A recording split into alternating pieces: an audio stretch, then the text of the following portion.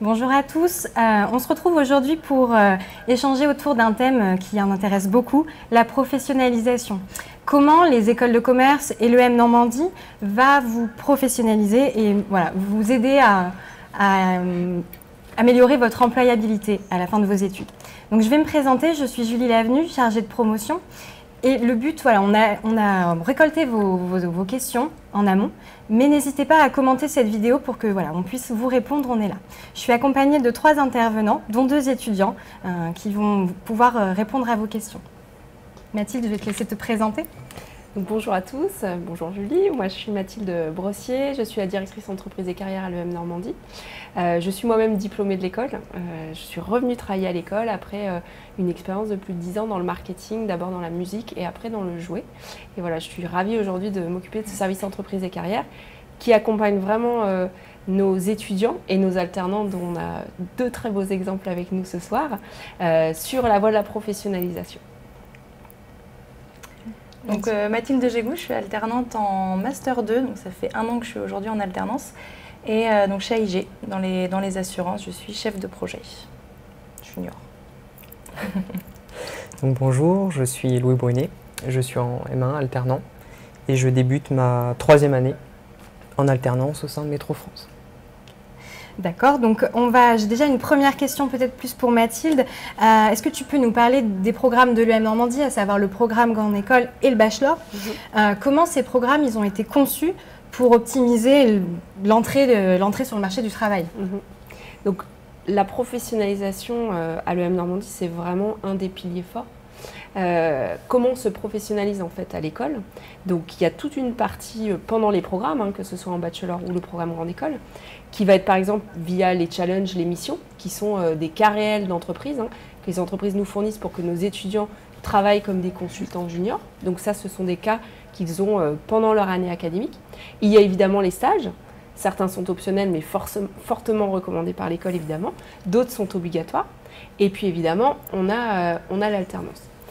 Mais j'insiste aussi sur le fait que tout au long du cursus à l'école, que ce soit par le biais des associations, par le biais, évidemment, de l'expatriation, ou évidemment à travers tout ce qui est académique, par le fait de travailler en groupe, de préparer les cours, tout ça, ça participe évidemment à la professionnalisation, puisqu'aujourd'hui, ce que les entreprises recherchent vraiment, c'est le savoir-être de nos étudiants.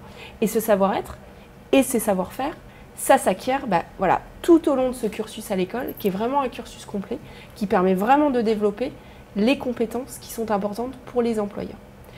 Pour accompagner nos étudiants dans la valorisation de ces compétences, on a développé un programme qui est unique, qui a été conçu par Marielle Lassara, qui est donc la responsable du parcours carrière à l'EM Normandie, qui s'appelle le parcours carrière. Le principe, c'est vraiment de faire révéler leurs talents à nos étudiants. Dès qu'ils entrent à l'école, ils ont déjà développé des compétences et le but, c'est vraiment de les aider à mettre en avant ces compétences et surtout de chercher un projet professionnel qui va les animer. Moi, j'ai qu'un souhait pour nos étudiants, c'est qu'ils trouvent vraiment le job de leur rêve. Et aujourd'hui, quand on a un diplôme comme celui de l'EM Normandie, qu'on a développé toutes ces compétences et qu'on on se donne les moyens aussi de réussir, en allant plus loin que les cours du parcours carrière, en utilisant évidemment la plateforme qu'on a en ligne 24/24, 7 jours sur 7, en faisant un maximum de stages et pourquoi pas en se lançant dans l'alternance. C'est comme ça qu'on se donne toutes les clés pour évidemment avoir la meilleure insertion possible et surtout trouver un métier dans lequel on va s'épanouir. C'est vraiment très important. D'accord. Et du coup, là, on a de la chance d'avoir 2 alternants avec nous. Par quel concours vous êtes rentrés l'un et l'autre au sein de l'EM Normandie? Mathilde, peut-être Je suis rentrée post-bac, moi. Juste après, donc j'ai obtenu mon bac, ça doit être en août, et après j'ai... Par le concours Sésame, en juillet. Ensuite, voilà, on passe le concours Sésame un peu avant les examens du bac. Et tout de suite après, j'ai intégré l'EM Normandie, du coup, post-bac à Caen. D'accord. Et toi, Louis? Alors moi, ça a été un peu plus tardif. J'ai validé ma licence et ensuite, par l'intermédiaire du Passerelle 2, j'ai intégré l'EM. Donc le concours après un bac plus 2, plus 3. Et pourquoi vous avez choisi l'EM Normandie? Quels étaient les critères pour vous importants dans votre choix? Ouais, c'était l'alternance. Je savais que je voulais faire de l'alternance pour le côté financier, mais on en parlera peut-être plus après en détail. Mais c'était le côté alternance et le côté partir 2 fois à l'étranger, donc 2 expatriations de Ouais. 4 à 6 mois qui sont C'était proposés. l'expatriation, enfin l'international et l'alternance. Et l'alternance. Et toi, Louis, c'était un peu plus tard, du coup, peut-être les raisons étaient différentes ou... Alors moi, c'était un coup de cœur, je le dis très clairement, que ce soit pour l'ancienneté de l'école, les accréditations et le cursus professionnel par la voie de l'alternance. D'accord, ok. Et votre parcours scolaire avant, enfin, est-ce que vous pouvez nous en parler, toi, Mathilde, comment ça s'est passé avant? Qu'est-ce que tu as fait avant l'alternance Au sein de l'EM, au sein de l'école? donc en arrivant en première année, on découvre déjà tout ce qui est la vie associative. Donc là, ça nous donne envie en général, enfin pour ma part, de faire partie de cette vie associative-là. Donc en troisième année, j'ai fait partie du bureau des sports.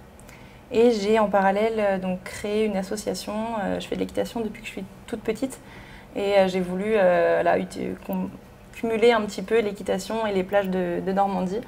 Donc j'ai créé un concours d'équitation avec, donc on était une dizaine à avoir créé ce concours-là et à proposer aux cavaliers donc de monter à cheval sur Et la à gérer plage. cette association comme une mini-entreprise. Et à gérer, ouais, c'est vrai qu'au final ça fait, donc c'est de la gestion de budget, de la gestion humaine des personnes, de l'organisation.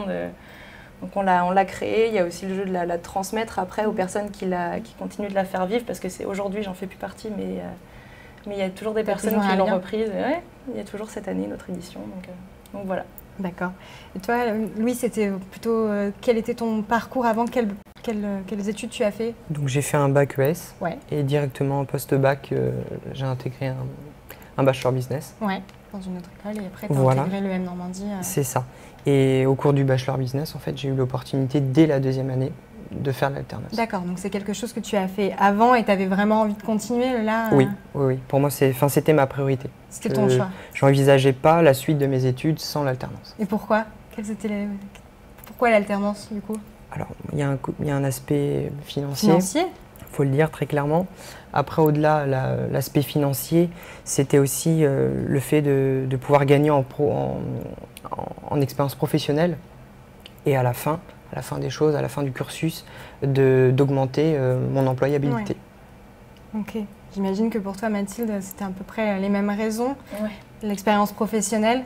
L'expérience pro, le souhait aussi, si je peux à mon avis compléter un tout petit peu, c'est le fait de vouloir se spécialiser vraiment sur quelque chose et se rendre utile. Avoir le sentiment de, voilà, on est en entreprise, on arrête un peu. Moi, j'en avais pas marre de l'école, mais ce côté être sur les bancs de l'école, il y a un moment, on veut passer à autre chose et du coup, la possibilité de passer en alternance et d'être vraiment utile à l'entreprise, c'est quand même, ça a été quand même une volonté. Et là, tu peux nous parler un peu de ton poste. Qu'est-ce que tu fais voilà. Donc, je suis chef de projet junior. Ouais. Donc, on est 3 dans l'entreprise, sur une entreprise d'environ 300 personnes. On travaille sur la coordination de tous les projets internes. Donc, ça peut être des projets très variés, c'est dans les assurances, donc c'est très spécifique et c'est de la souscription, c'est de la gestion après interne de sinistres, etc. On va aller aider des équipes un petit peu à droite à gauche à coordonner des projets de lancement d'un nouveau produit d'assurance ou alors d'une réorganisation interne de l'entreprise. Il y a des différents petits projets comme ça qui sont menés, donc sur lesquels on aide au pilotage, à la vision globale des projets. Donc globalement, on a 2 ou 3 projets en même temps, ce qui permet de switcher encore plus qu'avec l'école. Ouais. Et toi, Louis, tu peux nous en dire un peu plus sur ton poste? Donc, je travaille à Métro France, grossiste alimentaire, à destination des professionnels de la restauration, de l'alimentaire. Et moi, je suis affilié au secteur marais, donc je vends du poisson. Et au quotidien, donc mes tâches, ça va être vendre les produits, la gestion de la relation avec les clients, la gestion du compte d'exploitation, donc les stocks, les approvisionnements. Et après, c'est également participer aux actions commerciales qui sont organisées dans l'entreprise. Dans l'entreprise. Donc c'est aussi tu fais un peu de tout, assez transverse comme poste. Et comment vous avez décroché votre contrat? Est-ce que ça a été difficile? Quand vous avez commencé à chercher? Ça, c'est des questions qui reviennent beaucoup. Comment vous avez fait? Donnez-nous des conseils. Alors ça dépend, je pense, de ce qu'on veut. Enfin, si on sait ce qu'on veut, ça peut être compliqué. C'était ton cas? C'était mon cas. Je voulais faire de la gestion de projet et c'est vrai que c'est pas un poste qui est souvent proposé à des alternants. Ils demandent soit de l'expérience, soit être diplômé, être disponible tout le temps pour gérer un projet et être là 100% du temps. Et donc j'ai trouvé cette offre-là dans les assurances. Donc, ce qui n'était pas mon secteur de prédilection, mais voilà, ça faisait aussi découvrir un nouveau secteur. Donc j'ai commencé à chercher, je dirais, allez, février-mars de ma 3e année, donc 3e année post-bac, donc sur LinkedIn. Parce que l'école n'avait pas ces partenariats-là, ils ont des partenaires dans certains secteurs, pas dans la gestion de projet. Et donc sur LinkedIn, j'ai postulé, j'ai envoyé un mail en démontrant par A plus B que je voulais y aller. Et voilà, j'en ai envoyé beaucoup. Il y en avait 2 que je voulais vraiment, dont celle-ci. Donc j'ai fait 2 entretiens et finalement j'ai retenu celle-ci. Ok, toi Louis, c'était un peu, du coup, tu étais déjà en alternance pour eux. Pendant ton bachelor, tu étais en alternance avec eux ou tu avais... c'est ça. Donc c'est une relation de longue date. Oui, tout à fait. Et alors, au tout début, j'ai trouvé l'alternance lors d'une conférence. J'ai rencontré mon futur tuteur. Une conférence organisée par l'école dans laquelle j'étudiais. Ok. Du coup, c'était... Donc on a échangé nos contacts et voilà, on s'est rencontrés par la suite. Et ça s'est bien passé, ça a matché comme ça. Ouais, ça s'est fait assez facilement pour toi. Oui. Ouais. Peut-être que Mathilde, tu peux aussi nous donner quelques conseils sur comment trouver son alternance. Ce qui est très intéressant avec le témoignage de Mathilde et Louis, c'est que voilà, ça montre qu'il faut de l'investissement quand on cherche de l'alternance. Donc l'école est là pour proposer des offres. On en a 5000 qu'on reçoit en direct des entreprises. J'insiste bien sur le fait en direct. Parce que le but, c'est pas de communiquer sur des chiffres énormes et d'aller prendre des offres à droite à gauche sur les job boards. Nous, c'est 5000 que les entreprises nous envoient en direct, c'est-à-dire qu'elles cherchent à recruter des étudiants de l'EM Normandie.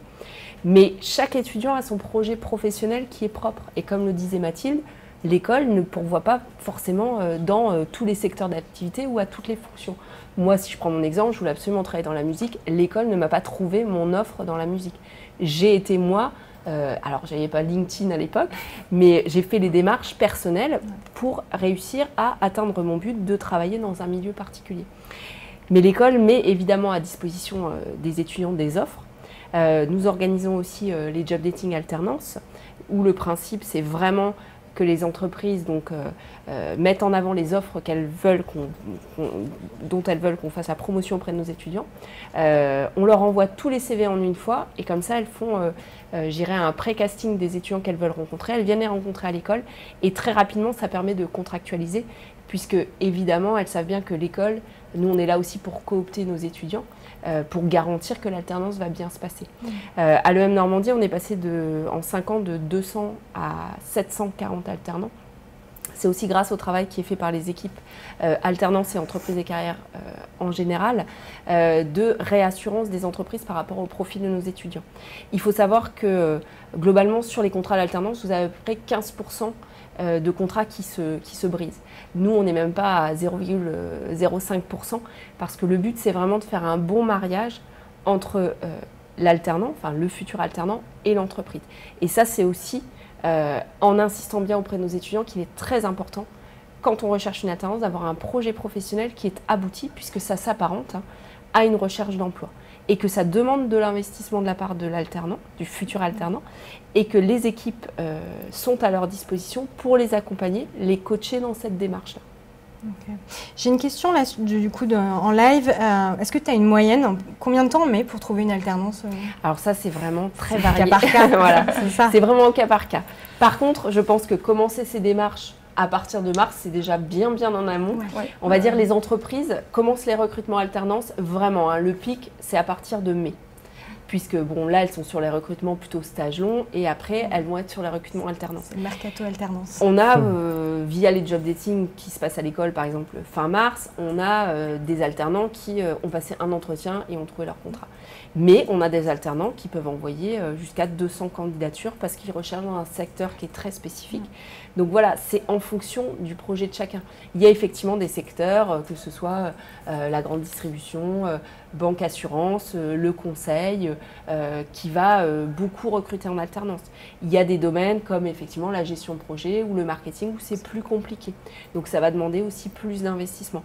Mais le plus on a préparé son projet professionnel en amont, le plus on a identifié la fonction qu'on souhaite avoir et le secteur d'activité, le plus de chances on a aussi d'être efficace en entretien, puisqu'il faut bien retenir que l'alternance, c'est un salarié. Donc l'entreprise recherche vraiment à faire un recrutement.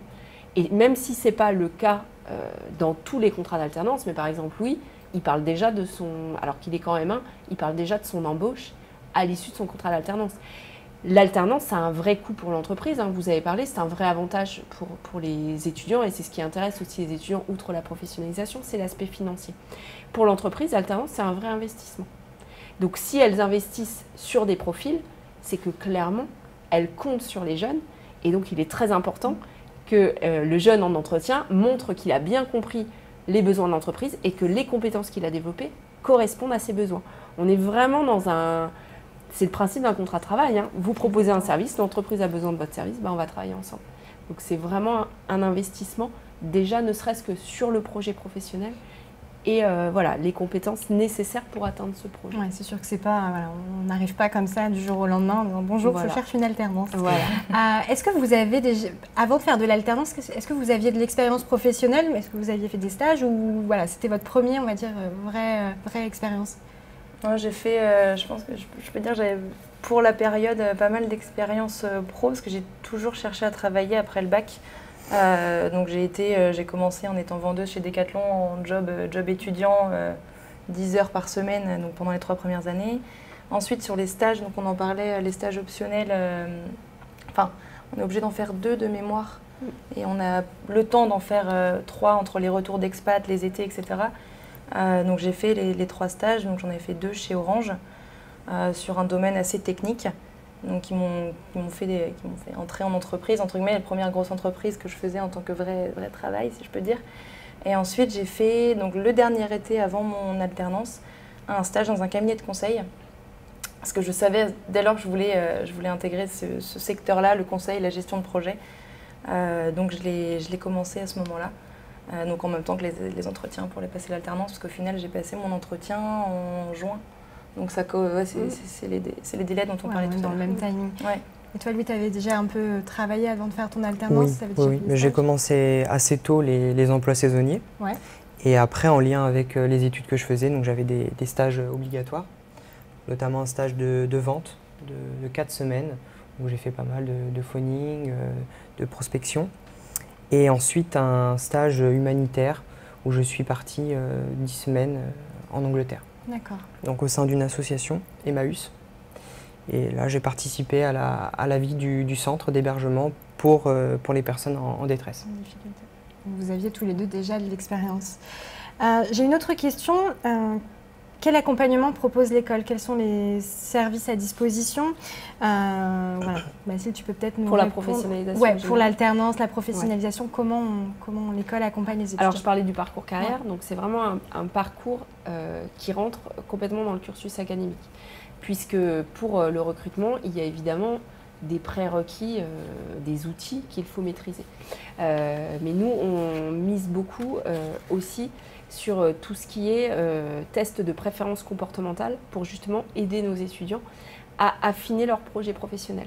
On organise aussi des rencontres avec des diplômés particulièrement qui viennent présenter leur métier. Parce que ça aussi, c'est une manière de mieux comprendre. Voilà, le marketing, par exemple, c'est quelque chose de très vaste.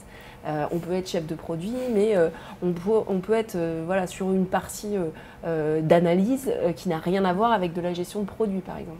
Donc c'est vraiment important d'aller rencontrer des professionnels, d'utiliser aussi le réseau des diplômés, hein, de ne pas hésiter à les solliciter. C'est quoi ton métier?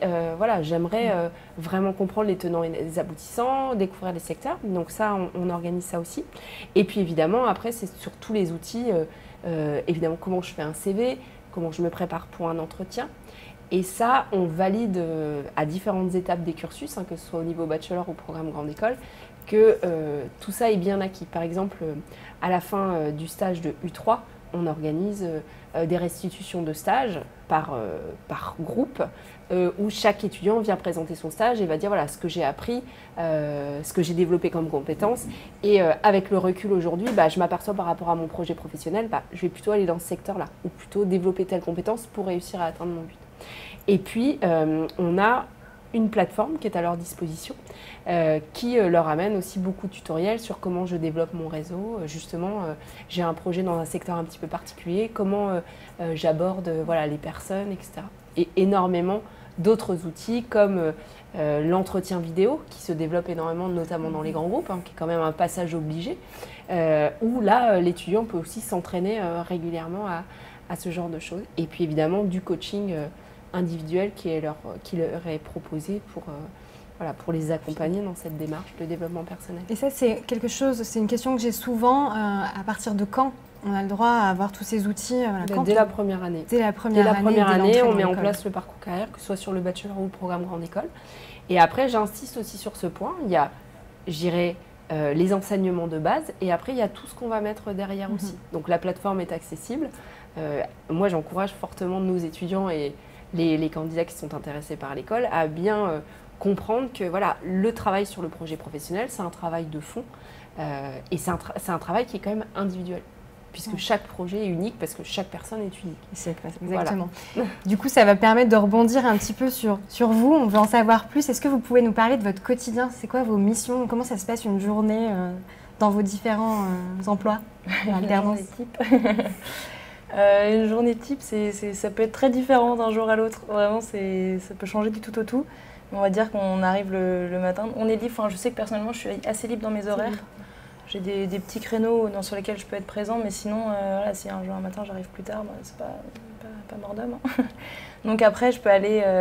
Souvent, j'ai pas mal de réunions parce que comme on bosse en transverse avec beaucoup d'équipes différentes, des personnes en projet, ouais, c'est sur ma fonction que c'est particulier. Donc, il faut qu'on aille parler aux personnes, il faut qu'on leur cale du temps pour avancer sur les projets qu'on nous a fixés, qu'on nous a donnés et atteindre les objectifs qu'on a. Et sur quel type de projet tu travailles là, par exemple, actuellement, si tu peux nous le dire? Alors, j'ai travaillé là pendant une année et c'est pas terminé sur le lancement d'un nouveau produit d'assurance. Ouais. Donc, c'est une assurance qui est digitale, donc c'est un sujet qui était super intéressant. C'était travailler avec des développeurs informatiques pour créer une application, pour créer un site internet et derrière, c'est surtout toute cette partie-là qui était intéressante, de gérer tous les branchements, si je peux dire, entre les différents interlocuteurs et partenaires qu'on a pour que le client, au final, il clique sur trois boutons sur son site et il a assuré ce qu'il voulait assurer. Okay. Donc, voilà, des projets complètement différents, transverses. Ouais, il y a ça, il y avait une collègue qui a géré le Brexit, par exemple, sous les suivis du Brexit, donc c'est beaucoup plus droit. Il y a de tout, honnêtement, il y a de tout, et demain, il peut y avoir des projets qu'on n'a jamais sortis avant, et donc des sujets, on ne sait pas où on peut aller, mais il y en aura. Et toi, Louis, tu peux nous raconter un peu une journée type? Oui, alors, journée type, ça dépend des semaines. Ou une organisation, au quotidien. Oui, parce que en fait, je travaille soit du matin de 4h à midi, ou bien de midi à 19h. Donc, si on prend une journée où je travaille du matin, on va dire que jusqu'à 6h, on prépare le rayon avec l'arrivage des produits. À 6h, on ouvre l'entrepôt. Donc, les clients viennent pour acheter les produits. Et de 6h jusqu'à midi, donc on fait la vente, on s'occupe de la gestion, des stocks, on a des saisies informatiques. On a également des réunions.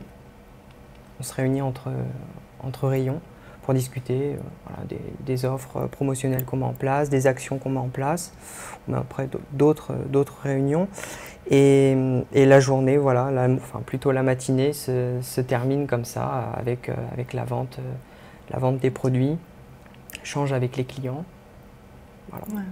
Et comment ça s'est passé votre entrée dans l'entreprise? Est-ce que avec vos collègues, l'intégration, est-ce que, je sais pas, en termes d'avantages, d'inconvénients, est-ce que vous pouvez nous en dire un peu dans votre vie d'entreprise? Quand je suis arrivée dans mon entreprise, ils font toujours d'ailleurs un parcours d'intégration. Donc on a un tuteur et un manager qui peut être la même personne ou non, et donc le tuteur en l'occurrence nous trimballe un petit peu voir tous les collègues qu'il faut rencontrer, tous les services, comprendre comment ça fonctionne parce que chaque entreprise fonctionne vraiment différemment et chaque secteur d'activité. Donc ça permet de comprendre, de voir l'entreprise dans sa globalité quand c'est possible, parce que sur des grandes entreprises, j'imagine que c'est un peu compliqué. Mais moi, ça a été mon cas en tout cas. Avec un parcours d'intégration. Est-ce que tu as eu la même chose, toi, Louis? Non. Ouais. Alors j'ai tout de suite été avec mon tuteur. Dans le bain. Au quotidien avec lui, je travaille avec lui. Et après, j'ai découvert les collègues des autres rayons à travers les activités commerciales. Mais que ce soit dans mon rayon ou dans les autres, j'ai été très bien accueilli. J'ai pas eu de soucis, non, très bonne intégration. Et au niveau des congés, parce que ça c'est une question aussi qu'on a beaucoup, est-ce qu'on a des vacances quand on est alternant? Jamais. Jamais, on bosse toute la semaine, toute l'année. Alors oui, on a des congés. Du coup, comme un salarié. Comme un salarié, mais on ne peut pas poser nos congés sur les périodes de cours. On doit être présent en cours, mais on a du coup les 3/4 du temps pour poser nos congés et donc les avantages de ne pas poser pendant les périodes scolaires par exemple, de partir quand il n'y a personne. Donc 5 semaines de congés payés. Donc 5 semaines de congés payés. Sauf si, en fait, l'alternant est vraiment le salarié de l'entreprise. Donc si la convention collective de l'entreprise est plus favorable que les 5 semaines légales, il a le droit à tous les avantages, que ce soit les tickets restaurants, les chèques vacances, enfin voilà, tous les avantages, la mutuelle, tous les avantages qu'on peut avoir le droit quand on est en entreprise. Ouais. C'est un salarié comme un salarié en formation. À part entière, exactement, y compris quand il est à l'école. Par contre, on doit passer un certain laps de temps avant, enfin pour cumuler nos... Bien sûr, comme un salarié normal. Oui, mais souvent, quand on entre dans la vie active, on n'est pas forcément informé de ça. Ah oui. Donc, oui, ça vient au fur et à mesure de l'ancienneté. Ça dépend des entreprises, là encore. Est-ce que c'est difficile de jongler entre votre vie d'étudiant et votre vie de professionnel? Ça va? On survit. non, ça se fait. C'est différent. Enfin, la vie en entreprise est tellement différente de la vie de la semaine qu'on revient faire à l'école. On revient à l'école, on revient donc derrière, à écouter, sur une attitude un peu plus passive qu'en entreprise. Donc on switch, mais je pense qu'on s'y fait. Hein. Après 2 ans, ça va. Je ne sais pas si après 1 an, ça va. Mais non, ça fait 3 ans. Oui. À l'EM, peut-être si on parle que de l'EM. Mais, Non, mais c'est vrai qu'il y a quand même pas mal de rythme. Donc faut y aller, on va dire. Il faut jongler là sur le rythme. Vous êtes sur quel rythme tous les deux? Combien de temps en entreprise? Combien de temps Je suis 3 semaines en entreprise en moyenne et 1 semaine à l'école par mois. Pour toi aussi, Louis? Oui, c'est ça. Donc ça va, vous arrivez bien à faire la part des choses? Est-ce que pendant que vous êtes à l'école, est-ce que vous devez par exemple répondre je sais pas, à vos mails? Alors moi pas du tout. On a interdiction d'avoir accès à nos mails. Pas de pression entre guillemets. Il y en a qui l'ont beaucoup, la plupart d'ailleurs, hein, dans les classes. Continuent à avoir accès. Ils ont soit un téléphone pro, un ordinateur pro. Ils utilisent leur ordinateur pro ou pas, selon ce qui les arrange. Donc ils ont ce contact-là qui reste. Moi pas du tout parce qu'on n'a pas accès. Question sécurité, question organisation. Voilà, c'est non. Donc je coupe vraiment. Mais je sais que c'est pas le cas de tout le monde. Toi, Louis, t'arrives à couper? Oui. Alors pour ma part, c'est vraiment bien distinct. Quand je suis en entreprise, je suis en entreprise et quand je suis à l'école. Tu retrouves ta vie d'étudiant. Oui, c'est ça. Bon, alors après, rien n'empêche de réviser quand je suis en entreprise, mais... Ouais, c'est vraiment un parcours d'excellence. Hein. Nous, on insiste beaucoup là-dessus. Tous les étudiants ne sont pas en capacité de faire de l'alternance parce qu'effectivement, il faut être en capacité d'intégrer bien le fait qu'on est salarié, que l'entreprise attend de nous. Et puis que voilà, quand on rentre à l'école, ils ont les mêmes exigences qu'un étudiant qui est 100% à l'école. C'est le même niveau d'exigence exactement. Donc c'est vraiment important de l'intégrer puisque on le sait que c'est compliqué les 2 ans. Mais voilà, j'insiste aussi sur le fait que l'école est là aussi, que ce soit les équipes pédagogiques ou le service alternance, pour aussi réguler si par exemple on s'aperçoit que l'entreprise abuse un petit peu pendant les cours. Voilà, et on est là pour faire aussi la médiation et ça se passe toujours très bien parce que c'est normal, l'entreprise s'habitue aussi à avoir un alternant et dans quasi 100% des cas, ça se passe extrêmement bien et les entreprises en fait regrettent leur alternant dès qu'il est en cours. Mais voilà, si des fois l'alternant peut avoir des soucis de dire à son entreprise, écoutez là je suis en cours et puis j'ai mon mémoire à faire et puis j'ai mes partiels, voilà, nous on est là aussi en support si besoin pour dire voilà, on vous rappelle le cadre de l'alternance, les cours font partie en fait du contrat. Ça ça va, là vous arrivez bien. Oui, mais bon ça requiert quand même beaucoup d'engagement personnel. Ça, il faut le noter quand même. Il faut être rigoureux. Oui. C'est ça, de jongler entre les deux. Vous ne pouvez pas vous permettre ni de rater votre année, ni de rater vos missions en entreprise. Ça, ouais. Donc ça demande aussi beaucoup d'anticipation. D'organisation. Vous avez des travaux en groupe? C'est ça. Après, sauf les périodes de rush, si je peux dire, entre des rendus de mémoire, donc des semaines qui vont être avec plus de partiels. Quand on est à l'école, on est à l'école. Donc on a des travaux de groupe et en général, on concentre l'activité sur la semaine d'école. Et je fais peut-être une généralité, mais personnellement, je n'ai pas besoin de travailler en amont pendant ma semaine d'entreprise. Enfin, l'école s'adapte à ce rythme-là et on n'est pas obligé de travailler pendant la semaine d'entreprise ou du moins pas autant qu'un étudiant va travailler un travail de groupe. Voilà, ça va vraiment se concentrer sur l'activité sur la semaine. Et puis la réalité, c'est que les alternants comprennent aussi très vite ce qu'on leur apprend, je dirais en théorie, peuvent se projeter très vite sur, typiquement un cours de management. C'est pas pareil quand on est en formation initiale avec une notion assez floue de l'entreprise et quand on est alternant et qu'on vit au quotidien des relations sociales dans l'entreprise et qu'on comprend tout de suite, là le management. Et puis on leur donne des outils pour qu'ils les mettent en place en entreprise. Donc l'assimilation, même si, encore une fois, le parcours est effectivement exigeant, l'assimilation est d'autant plus active. C'est sûr. J'ai une autre question sur un autre sujet, sur l'association, les associations, parce qu'en école de commerce, c'est important. Est-ce qu'il est possible d'intégrer une association quand on est en alternance ? Je pense que c'est plus possible. C'est difficile.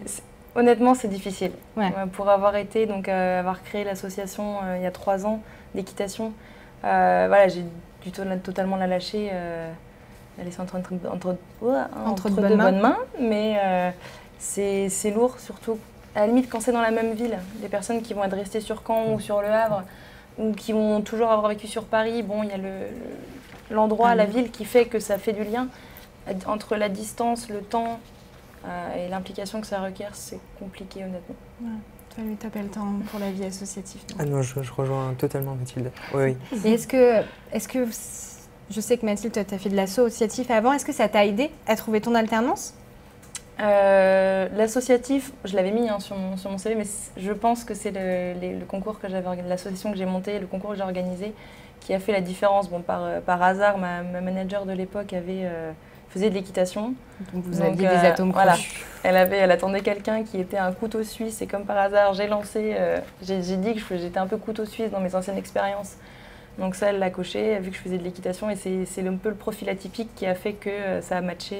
Ça a fait la différence. Ouais, l'associatif, ça peut être aussi un point d'ancrage, de vous montrer autre chose de votre personnalité. Et puis c'est du lien, quelque part. Si la personne a fait aussi un bureau des sports, un BDE, un BDS ou un BDI, bureau des initiatives. C'est ça, ça en dit. Ça peut, c'est des points communs qu'on crée, je pense, avec le recruteur et au même titre que l'alternance quand on sortira. Tout à fait. Okay. Et l'occasion de poser des questions aussi. Parce que là, vous êtes aussi sur des passions, que ce soit en humanitaire ou sur des événements plus sportifs. Et ça, c'est sûr que c'est intéressant dans un entretien d'échanger aussi sur ce qui nous anime en dehors du monde professionnel. C'est sûr.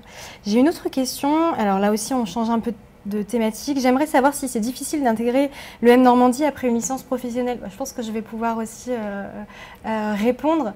Alors pour intégrer l'EM Normandie après un bac+3, du coup une licence, c'est par le concours Passerelle, comme Louis l'a passé, Passerelle 2. Alors c'est difficile, c'est un concours, donc il faut performer, il faut espérer être le meilleur. Donc c'est pas plus difficile, mais ça se travaille, ça demande de l'investissement. Voilà pour répondre à cette question. Je ne sais pas si Louis, tu as quelque chose de... Oui, si je peux rajouter, ça demande de l'investissement, de la motivation. Et pour préparer le concours, il existe des livres, des banques d'exercices. Et c'est important de les travailler régulièrement pour arriver préparé le jour J. Voilà, ça se travaille. Oui. Et puis, c'est très important à l'EM Normandie, c'est aussi beaucoup l'oral de motivation. Si on a eu la chance d'être admissible aux oraux. Et c'est très important d'arriver aussi avec un projet professionnel quand on est après une licence professionnelle notamment, puisque nous, on cherche à intégrer évidemment des candidats qui ont des perspectives dans le monde de l'entreprise, qui ont envie de s'investir de ce point de vue-là. Déjà une bonne idée et la tête bien pleine. Exactement. Et envie de faire plein de choses à l'école. C'est ça qu'on recherche. Je pense qu'on arrive à la fin de ce live. Est-ce que vous avez des choses à ajouter ? On a fait à peu près le tour de vos parcours. Mathilde, tu vas peut-être pouvoir nous restituer en quelques mots comment on augmente son employabilité.